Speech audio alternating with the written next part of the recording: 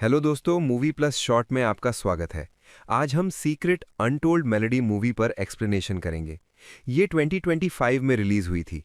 तो और देर ना करते हुए चलिए सीधे वीडियो की ओर बढ़ते हैं। मूवी की शुरुआत में जून हमसे कहता है, मैंने अपनी पूरी जिंदगी में कभी चमत्कारों पर विश्वास नहीं किया और आज मैं अपने प्यार को बचाने के लिए एक चमत्कार की उम्मीद में जा रहा हूं। जून ने ऐसा क्यों कहा, ये जानने के लिए आपको पूरा वीडियो देखना होगा। जून पेशे से एक पियानो आर्टिस्ट है। जून आज पियानो के लिए ऑडिशन देने आया है। जून जब पियानो बजाने जाता है तब उसके दिल में दर्द होने के कारण वो जमीन पर गिर जाता है। इसलिए डॉक्टर ने उसे कुछ दिनों तक आराम करने के लिए कहा है। इसीलिए जून आराम करने के लिए जर्मनी से कोरिया में अपने पिता के पास आ जाता है। जून वहां एक म्यूजिकल कॉलेज में एक्सचेंज स्टूडेंट के रूप में दाखिला लेता है। वहां जून की मुलाकात एक लड़की से होती है जिसका नाम इन्ही है। इन्हीं जून से कहती है, क्या तुम बाकी सहपाठियों से मिलना चाहते हो? जून मना कर देता है और कहता है कि वो स्कूल घूमकर देखना चाहता है। इन्हीं कहती है, अगर किसी मदद की जरूरत हो या तुम खो जाओ तो मुझे कॉल करना। जून कहता है ठीक है। ये कहकर जून स्कूल घूमना शुरू करता है। इसके बाद जून घूमते घूमते एक पुराने स्टोर रूम में आ जाता है। वहां पियानो के नीचे उसे एक लड़की दिखाई देती है जिसका नाम जियोंग है। जून जियोंग को पियानो के नीचे से बाहर निकालता है। जियोंग कहती है, तुम्हें तो पहले कभी यहां नहीं देखा। जून कहता है, मैं इंस्ट्रूमेंटल म्यूजिकल का एक्सचेंज स्टूडेंट जूनियर हूं। जियोंग पूछती है, तुम यहां क्यों आए हो? जून कहता है, तुम बहुत अच्छा पियानो बजाती हो। तुम्हारे पियानो की आवाज सुनकर ही मैं यहां आया हूं। ये कहकर जून वहां से चला जाता है। इसके बाद क्लास के दौरान जब जियोंग क्लास में आती है तो जून सिर्फ जियोंग को ही देखता रहता है। क्लास के बाद जब जून बाहर आता है तो जियोंग जून से कहती है, क्या तुम मुझे ढूंढ रहे थे? जून कहता है, नहीं तो तुम वहां क्या बजा रही थी? वो सुनने में बहुत अच्छा लग रहा था। जियोंग कहती है, ये एक रहस्य है। इसके बाद वे एक फेस्टिवल में जाते हैं। जून जियोंग से कहता है, तुम बहुत अच्छा पियानो बजाती हो। जियोंग कहती है, कुछ ज्यादा ही अच्छा। जून कहता है, क्या तुम मेरे लिए फिर से वही धुन बजा सकती हो? जियोंग मना कर देती है, लेकिन जून कहता है कि वो सुनना चाहता है। तभी एक लड़का आकर जून को कार्ड गेम खेलने के लिए ले जाता है। कहा जाता है कि ये कार्ड गेम इंसान के मन की बात बता सकता है। जून के सामने कुछ कार्ड रखे जाते हैं। जून उनमें से एक कार्ड उठाता है। उस कार्ड में दिखता है कि जून यहाँ आते ही किसी लड़की के प्यार में पड़ गया है। फिर से जून के सामने वही कार्ड रखे जाते हैं। इस बार जब जून कार्ड उठाता है तो उसमें दिखता है कि जून उस लड़की के साथ शारीरिक संबंध बनाना चाहता है। ये देखकर जून वो कार्ड लेने के लिए छीना झपटी शुरू कर देता है। छीना झपटी के दौरान कार्ड उड़कर गुब्बारों में लग जाता है, जिससे गुब्बारों का रंग निकलकर जियोंग के शरीर पर गिर जाता है। इसके बाद कुछ दिन बीत जाते हैं, लेकिन जून को जियोंग नहीं मिलती। उनके म्यूजिकल स्कूल की 70वीं वर्षगांठ का कार्यक्रम होने वाला है, जिसके बाद उनके स्कूल को तोड़ दिया जाएगा। अगले दिन हम जून को क्लास में देखते हैं और वहां हम जून के पिता सैंग को भी देखते हैं। जून के पिता सैंग एक पियानो टीचर हैं। क्लास के बाद जून फिर से उसी स्टोर रूम में जाता है। जून वहां जियोंग को ढूंढ लेता है। जियोंग कहती है कि वो यहाँ आर्थर बैंड का एक स्कोर ढूंढ रही है। जून कहता है कि इसे यहाँ मिलना मुश्किल है। इसके बाद जून जियोंग से पूछता है, क्या तुम अक्सर स्कूल बंक करती हो? जियोंग कहती है, नहीं तो। जून पूछता है, तो तुम इतने दिनों से कहाँ थी? जियोंग कहती है, तुम्हारे पीछे। जून जियोंग से पूछता है, क्या तुम मेरे साथ बाहर घूमने चलोगी? जियोंग मान जाती है। जून जियोंग को बताता है कि उसका लिगामेंट यानी स्नायु बंधन खिंच गया है, लेकिन पियानो बजाते समय उसे कोई दर्द महसूस नहीं होता। पर जब वो स्टेज पर चढ़ता है तभी उसकी कलाई में दर्द होता है और उसे सांस लेने में तकलीफ होती है। इसलिए वो आराम करने के लिए जर्मनी से कोरिया आया है। जून कहता है कि कोरिया आकर उसे बहुत अच्छा लग रहा है। जियोंग कहती है, क्योंकि तुम मुझसे मिले हो। इस तरह बातें करते हुए वे एक अच्छा समय बिताते हैं। इसके बाद रात में बस से आते समय जियोंग सो रही होती है, तो जून अपना हाथ जियोंग के सिर पर रखता है। इस तरह वे पूरा रास्ता पार करते हैं। जियोंग का घर आने पर वो जून को विदा करती है। अगले दिन जब जून इन्हीं को होमवर्क समझा रहा था, तब इन्हीं मोबाइल पर देखती है कि इस बार म्यूजिक कंपटीशन आर्थर ब्रांड ने जीत लिया है। ये देखकर इन्हीं जून से रिक्वेस्ट करती है कि इस बार वो म्यूजिक कंपटीशन में हिस्सा ले। जून मान जाता है। उस रात जून अपने पिता से बात करता है। जून कहता है, पिताजी, क्या आप नहीं चाहते कि मैं एक विश्व प्रसिद्ध पियानो आर्टिस्ट बनूं?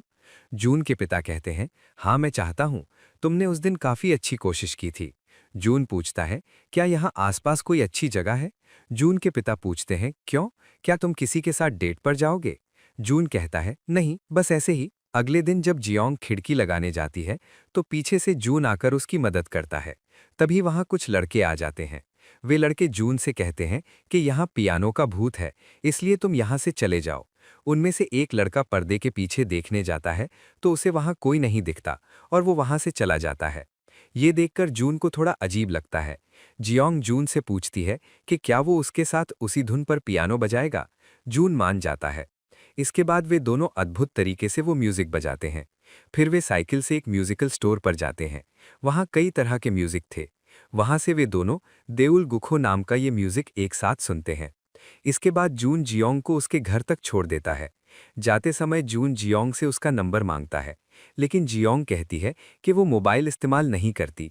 ये सुनकर जून वहां से चला जाता है। अगले दिन जब जियोंग अपनी माँ के साथ काम कर रही थी, तब जियोंग की माँ कहती है, तुम आजकल कुछ अलग लग रही हो। क्या तुम किसी को डेट कर रही हो? जियोंग कहती है कि वो किसी से प्यार करती है। उसका नाम जून है। अगले दिन जून का वो पियानो कंपटीशन शुरू होता है। जून एक बेहतरीन और प्रोफेशनल पियानो आर्टिस्ट की तरह वो कंपटीशन जीत जाता है। अगले दिन इन्हीं जून से पूछती है, क्या तुम मेरे साथ बाहर घूमने चलोगे? जून कहता है, आज नहीं, किसी और दिन। ये सुनकर इन्हीं वहां से चली जाती है। तभी वहां जियोंग आती है। जियोंग पूछती है, तुम उसके साथ क्यों नहीं गए? जून कहता है, मेरा उसके साथ जाने का कोई इरादा ही नहीं है। इसके बाद जून जियोंग को अपनी कंपटीशन में जीती हुई वो ट्रॉफी देता है। इसके बाद जून जियोंग को लेकर अपने घर आता है। जून जियोंग के लिए एक डिश पकाता है और वे साथ में खाना खाते हैं। खाना खाने के बाद जियोंग फिर से जून को वो म्यूजिक सुनाती है। म्यूजिक खत्म होने के बाद वो जून से बजाने के लिए कहती है। जून कहता है, आज नहीं, वर्षगांठ के दिन बजाऊंगा। इसके बाद वे बाहर आते हैं और बातें करते हैं। जून कहता है, तुम मुझसे बार बार दूर क्यों चली जा रही हो? जियोंग कहती है, तुम तो फिर से जर्मनी चले जाओगे। जून कहता है, मैं नहीं जा रहा हूं, तुम चिंता मत करो। तुम जहां भी रहोगी मैं भी तुम्हारे साथ वहीं रहूंगा। और इसके बाद वे दोनों एक दूसरे को किस करते हैं। जून फिर जियोंग को उसके घर तक छोड़ने जाता है। रास्ते में जून कहता है, जब जियोंग मेरी पीठ से लगी थी तब मैं उसकी गर्माहट महसूस कर पा रहा था। मैं पियानो कॉन्सर्ट और सब कुछ भूलकर उस पल को वहीं रोक देना चाहता था। जून जियोंग को घर पहुंचाता है और उसे अपनी मां के कॉन्सर्ट का टिकट देता है। जून कहता है, कल आ जाना, मैं तुम्हारा इंतजार करूंगा। अगले दिन जून जियोंग का इंतजार करता है, लेकिन काफी समय बीत जाने के बाद भी जियोंग वहां नहीं आती। रात हो जाती है और बारिश भी शुरू हो जाती है। तब इन्हीं उसके सिर पर छाता पकड़ती है। इसके बाद जून अपनी मां के कॉन्सर्ट में चला जाता है। उसकी मां एक पियानो आर्टिस्ट हैं। कॉन्सर्ट के बाद जून अपनी मां से बात करता है। उनके रिश्ते उतने अच्छे नहीं हैं। अगले दिन जून इन्हीं से कहता है कि वो जियोंग के बारे में जानना चाहता है। इसके लिए वे स्कूल की इन्फॉर्मेशन लिस्ट चेक करते हैं, लेकिन वहां जियोंग नाम की किसी लड़की का नाम नहीं मिलता। ये सुनकर जून बहुत हैरान होता है। जून जियोंग के घर जाता है। वहां एक महिला कहती है, यहां से चले जाओ। इसलिए जून वहां से चला जाता है। इसके बाद काफी दिन बीत जाते हैं। जून इन्हीं के साथ पियानो प्रैक्टिस कर रहा था। तभी इन्हीं जून के पास आकर उसे किस कर देती है। ये जियोंग पीछे से देख लेती है। जून जियोंग से कहता है कि वे सिर्फ दोस्त हैं। जियोंग कहती है कि वो 1 साल की छुट्टी ले रही है, इसलिए उससे मिलना मुश्किल होगा। जून पूछता है, तुम इतने दिनों तक कहाँ थी? मैंने तुम्हें हर जगह ढूंढा। जियोंग कहती है, मुझे अब जाना होगा। जून कहता है, अगर तुम अभी चली गई तो हमारे बीच सब खत्म हो जाएगा। जियोंग कहती है, ठीक है। ये कहकर वो वहां से चली जाती है। अगले दिन टिफिन टाइम में इन्हीं जून के पास आकर कहती है, मुझे लगा था कि शायद तुम मुझसे प्यार करते हो, और उस दिन तुम किससे बात कर रहे थे? ये सुनने के बाद जून फिर से हैरान हो जाता है। उस रात जून के पिता जून से कहते हैं कि अगर तुम किसी से प्यार करते हो तो उसे बताओ।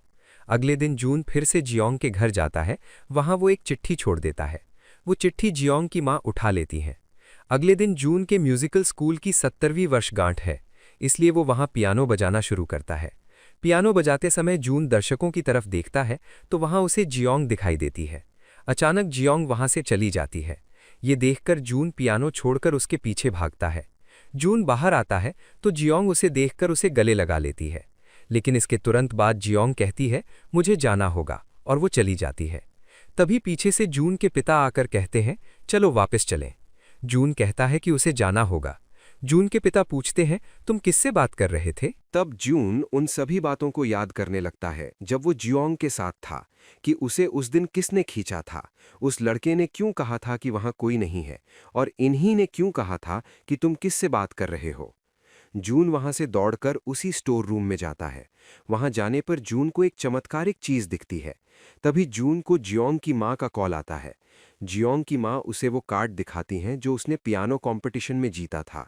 जियोंग की मां बताती हैं कि जियोंग ने कहा था कि वो किसी से प्यार करती है जिसका नाम जून है। इसके बाद जियोंग की तरफ से कहानी दिखाई जाती है।